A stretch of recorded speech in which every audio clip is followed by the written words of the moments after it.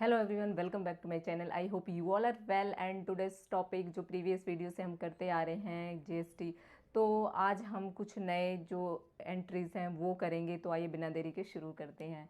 सबसे पहले है कि देखो, जो CGST 6% एंड SGST 6% दिया होगा, यानी हर क्वेश्चन में दिया होता है कि CGST कितना होगा और SGST कितना होगा। बट अगर कभी ऐसा हो कि आपको आउटसाइड से कोई चीज़ आपने परचेज़ किया है या सेल किया और CGST और SGST ही दिया हो, तो हम integrated goods and services tax कैसे निकालेंगे? तो जनरल सा ये दोनों को ऐड करके, जैसे यहाँ पे 6% दिया है, ये 6% दिया है, तो इन दोनों को ऐड करके हम 12% निकालेंगे IGST। ठीक है। आई होप फ्रेंड इतनी एक जो इम्पॉर्टेंट बात है वो आपको क्लियर हुई होगी कि जो IGST है वो दोनों को ऐड करके फिर निकालेंगे अगर क्वेश्चन में ना गिवन हो तो। ठीक। उसके बाद हम देखते हैं एंट्री से कि Aman purchase goods for ₹1,00,000 from outside the state. ठीक है। आउटसाइड जो अमन है वो गुड्स परचेज किया है आउटसाइड स्टेट से, यानी कि दूसरे स्टेट से, एंड वो जो पैसा पेमेंट किया है वो चेक से किया है। इसका मतलब ये है कि यहाँ पे जो GST लगेगा वो IGST लगेगा। ठीक है। तो IGST जैसे कि बताया 12%। तो इसकी एंट्री सिंपल आपको पता है कि परचेज हमेशा डेबिट होता है, तो सेम परचेज अकाउंट को डेबिट करेंगे 1,00,000 रुपीज़ से। एंड इनपुट IGST, आपको ये भी पता है कि जब भी हम कोई चीज़ परचेज करते हैं तो इनपुट वर्ड यूज़ करते हैं, यानी इनपुट चिपकाते हैं। मतलब इनपुट मतलब जब भी हम चीज़ को परचेज करेंगे तो हम सामने जिससे भी हम परचेज करेंगे तो हम देंगे, तो एक तरीके से हमारा ये एक्सपेंस भी हो गया। तो यहाँ पे जो इनपुट IGST है वो 12% है। कितने का? 1,00,000 का। तो 1,00,000 का 12% 12,000 आ जाएगा। तो इन दोनों को ऐड करेंगे तो बैंक से, क्योंकि जो पेमेंट किया गया है टू बैंक में आएगा 1,12,000 रुपये। ठीक है। Next, he sold goods for ₹80,000 outside the state in credit. अब इसका कहने का मतलब है कि जो अमन है उसने सोल्ड किया है गुड्स, यानी बेचा है, वो क्रेडिट में बेचा है, यानी उधार बेचा है। और कहाँ बेचा है? दूसरे स्टेट में। तो दूसरे स्टेट में बेचा है यानी कि वो जो आउटपुट IGST वो कलेक्ट करेगा। ठीक है। तो जो जर्नल से सबसे पहले जो एंट्री होती है, अब यहाँ पे देखो क्रेडिट में बेचा है, उधार बेचा है। तो उधार बेचा है इट मीन्स कि जो डेटर हैं वो क्रिएट हो रहे हैं, मतलब जो देने वाले हैं।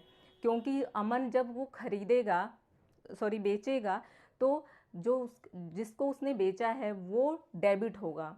यानी कि जो डेटर है, मान लो 2,00,000 के पहले से डेटर हैं और 80,000 के अब उसने बेच दिया, तो यानी कि 2,80,000, यानी 80,000 के डेटर और उसमें ऐड हो गए। तो यहाँ पे डेटर अकाउंट डेबिट, ये हम बाद में देखेंगे कैसे करेंगे, यहाँ पे हमने डेबिट क्यों लिया है। और जो क्रेडिट होगा वो क्रेडिट में क्या होगा? सबसे पहले टू सेल अकाउंट, तो सेल करने पे क्या हुआ है? प्रॉफिट हुआ है, तो यानी कि 80,000 यहाँ आएगा। एंड जैसे कि टू आउटपुट IGST, क्योंकि अदर स्टेट में उसने सेल किया है तो इसलिए आउटपुट IGST के नाम से लिखेंगे 9,600, यानी कि 80,000 का हम 12% निकालेंगे। तो देखो यहाँ पे 80 12 8 जा 96, यानी 9,600। तो आउटपुट IGST में 9,600 आ जाएगा। तो इन दोनों को ऐड करेंगे तो डेबिट में आ जाएगा 89,600। एंड थर्ड देखते हैं, withdraw from bank ₹60,000 for office use, okay, and 20,000 for personal use. इसका मतलब ये है कि जो बैंक से विड्रॉ किया गया है 60,000 वो तो ऑफिस यूज़ के लिए है।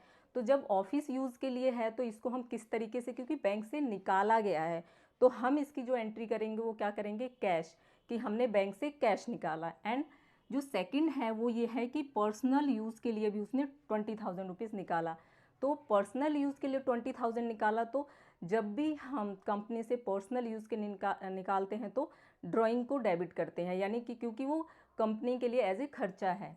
तो इसकी जो एंट्री होगी, कैश अकाउंट डेबिट 60,000, जैसे कि आप यहाँ पे क्वेश्चन में दिया है, and drawing account debit to 20,000 rupees, ये भी डेबिट होगा क्योंकि ये भी एक्सपेंस है किसका, कंपनी का। एंड जो यहाँ पे टू बैंक क्रेडिट क्यों होगा, वो इसलिए होगा क्योंकि यहाँ पे लिखा हुआ है कि विड्रॉ फ्रॉम बैंक, तो बैंक डेबिट हो जाएगा 80,000 से, सॉरी बैंक जो है वो क्रेडिट हो जाएगा 80,000 से।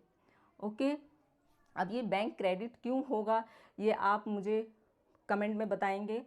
अगर हम इसकी बात करें इस एंट्री की, तो इस जो भी मैंने बताया उसमें एंट्रीज मिक्स है, तो इसमें कोई IGST, CGST, SGST कुछ भी नहीं लगा है। इट मीन्स कि देखो यहाँ पे जनरल से उसने बैंक से विड्रॉ किया है, तो इसमें कोई हम GST तो यूज़ करेंगे ही नहीं, इन द सेंस कि हम देंगे नहीं और ना ही हम लेंगे, तो इसलिए यहाँ पे कोई GST नहीं आएगा। Last, advertisement charges of ₹10,000 in cash, यानी कि एडवर्टीजमेंट चार्जेस के लिए 10,000 रुपये कैश में दिए। अब आपको मैंने फर्स्ट रूल बताया था कि जब भी कोई खर्चे होंगे वो भी हम डेबिट में लिखते हैं। जब भी हम जो CGST का जो सम है या IGST का है या SGST का है जब करते हैं, तो एडवर्टीजमेंट एक्सपेंसेस 10,000 रुपीज़। एंड जब भी हम खर्चा करेंगे तो इसमें इसका मतलब कि यहाँ कुछ भी नहीं बोला है, इसका मतलब कि इंट्रा स्टेट में एडवर्टीजमेंट किया गया है। इंट्रा स्टेट यानी कि एक ही स्टेट में प्रोड्यूस हुआ है और उसी में सेल किया गया है, तो इसलिए यहाँ पे input CGST 6% @6% and input SGST @6% की रेट से लगेगा।